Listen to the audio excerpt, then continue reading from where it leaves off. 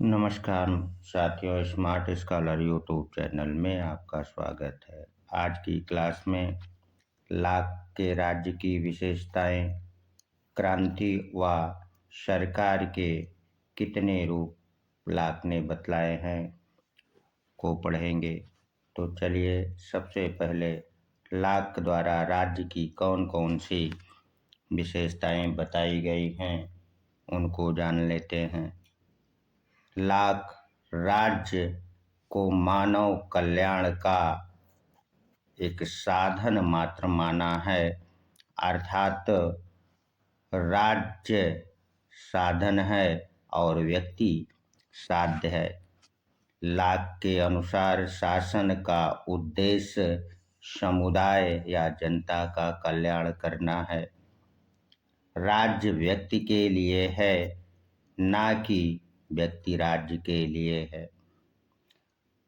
दूसरा विशेषता वो ये बतलाता है कि राज्य की जो स्थापना हुई है वो जन सहमति के आधार पर हुई है और यदि शासक केवल अपने स्वार्थों को ध्यान में रखते हुए मनमाना शासन करने की प्रवृत्ति यदि अपनाता है तो जनता को शासन की आज्ञाओं को पालन करने के लिए बाध्य नहीं किया जा सकता, अर्थात जनता राज्य के आज्ञाओं का पालन करने के लिए बाध्य नहीं है। ये थी दूसरी विशेषता। तथा तीसरी विशेषता ये है कि लाक का राज्य सीमित सत्ता वाला राज्य है, अर्थात उसकी जो शासन सत्ता या अधिकार है वो सीमित है। लाक ने राज्य को केवल न्यासधारी शक्तियां ही प्रदान की है और यही कारण है कि लाक ने संविदा कॉन्ट्रैक्ट ना कह करके ट्रस्ट कहता है और ट्रस्ट में ये भाव भी निहित है कि जो राज्य की शक्तियां हैं वह ट्रस्ट के अधीन है। यदि सरकार ट्रस्ट की सीमाओं का उल्लंघन करती है तो समाज को ये अधिकार है कि वह सरकार को भंग कर दे। सरकार की शक्ति पर प्रमुख जो सीमा है वह प्राकृतिक अधिकारों एवं प्राकृतिक कानूनों की है, जिनके विरुद्ध राज्य कोई भी कार्य नहीं कर सकता।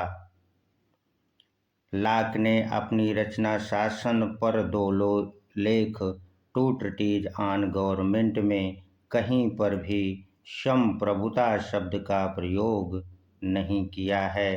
संप्रभुता का अर्थ होता है सर्वोच्च शक्ति और इसके स्थान पर वह सर्वोच्च शक्ति शब्द का प्रयोग करता है। इसके पीछे उसका प्रमुख उद्देश्य जो शासन सत्ता है को मर्यादित या नियंत्रित करना है। लाक संवैधानिक राज्य का प्रतिपादक है, अर्थात लाक के राज्य में विधि का शासन रूल ऑफ लॉ को अपनाया गया है, मनमाने शासन को नहीं। लाक ने स्पष्ट किया है कि जहां कानून का अंत होता है वहां अत्याचार आरंभ हो जाता है। ये लाक की प्रसिद्ध युक्ति है। इसे आप लोग यदि नोट्स बना रहे हैं तो अवश्य नोट कर लीजिए। और अब हम लाक के राज्य की जो चौथी विशेषता है वो क्या है उसे जान लें। तो लाक ने जो अपने राज्य की छठी विशेषता बतलाई है वह ये है कि लाक का जो राज्य है वह निषेधात्मक राज्य है, सकारात्मक राज्य नहीं है।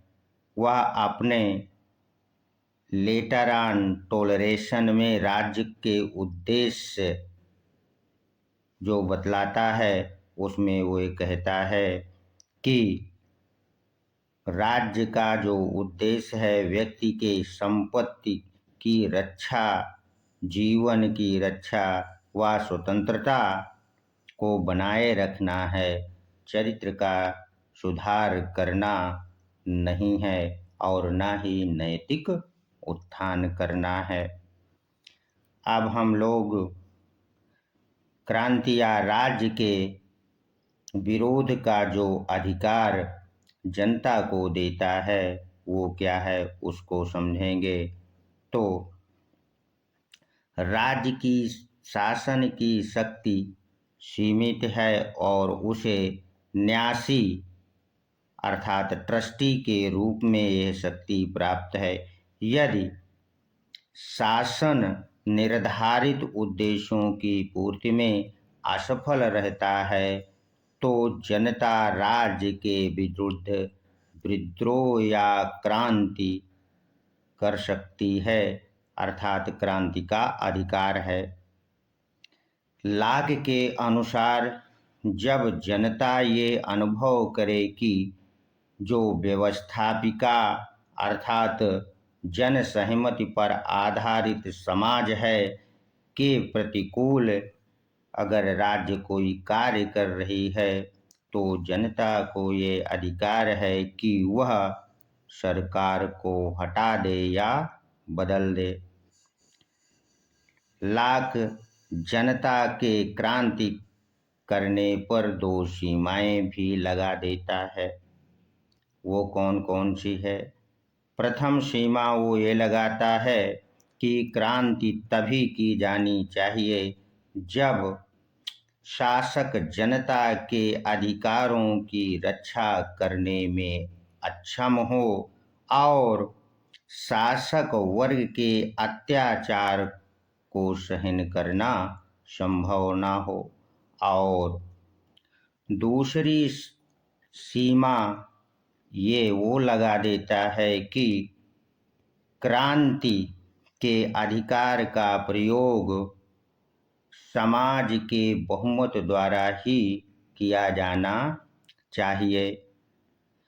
जेफरसन एक विद्वान हैं जो क्रांति के इसी आधार पर लाक को क्रांतियों का दार्शनिक कह देते हैं।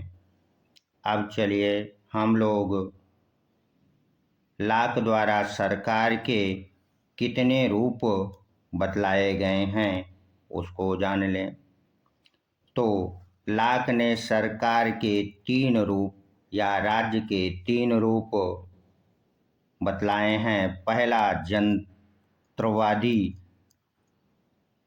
जनतंत्रवादी सरकार अर्थात जिसको हम वर्तमान में लोकतंत्रवादी कहते हैं। यदि व्यवस्थापिका द्वारा स्वयं निर्मित कानूनों को क्रियान्वित करने के लिए कुछ अधिकारियों की नियुक्ति की जाती है तो वह सरकार जनतंत्रवादी कहलाती है, ऐसा लाक कहता है। दूसरी सरकार को वो वर्गतंत्री कहता है। जब समाज की जो व्यवस्थापिका है समझौते के द्वारा शक्ति कुछ विशेष व्यक्तियों के हाथों में और उसके द्वारा नियुक्त अधिकारियों को सौंप देती है तो वर्गतंत्रीय सरकार होगी। और तृतीय वह राजतंत्र को बतलाता है। यदि व्यवस्थापिका की जो शक्ति है, व्यवस्थापिका माने कानून बनाने की जो शक्ति है, एक व्यक्ति को दे दी जाती है तो वह राजतंत्र होता है। लाक के विचार से जनता की इच्छा का सर्वाधिक श्रेष्ठ जनतंत्र में ही संभव है। या लोकतंत्र में ही संभव है, किंतु उसका विश्वास था कि संवैधानिक राजतंत्र सरकार ही सर्वोत्तम है। संवैधानिक राजतंत्र से उसका आशय ये था कि राज्य का जो प्रधान या प्रमुख है वो सीमित शक्तियों वाला राजा हो और 1660 में जो गौरवपूर्ण क्रांति इंग्लैंड में हुई थी, उसके परिणाम स्वरूप जो इंग्लैंड में सरकार की स्थापना हुई थी, ऐसी ही सरकार की व्यवस्था की गई थी। और यदि ये वीडियो आपको अच्छा लगा है तो सब्सक्राइब अवश्य कर दीजिए, लाइक भी कर दीजिए। ऐसे विद्यार्थियों को अधिक से अधिक शेयर कर दीजिए जो टीजीटी, पीजीटी व असिस्टेंट प्रोफेसर की परीक्षा की तैयारी राजनीति विज्ञान से कर रहे हैं, ताकि उन्हें अधिक से अधिक इसका लाभ मिल सके। और यही हमारा उद्देश्य भी है। मिलते हैं अगले वीडियो में हम लोग रूसो को पढ़ेंगे, उसका सबसे पहले जीवन परिचय पढ़ेंगे, फिर उसके द्वारा जो सामाजिक समझौता सिद्धांत है उसे जानेंगे। धन्यवाद। मिलते हैं अगले वीडियो में।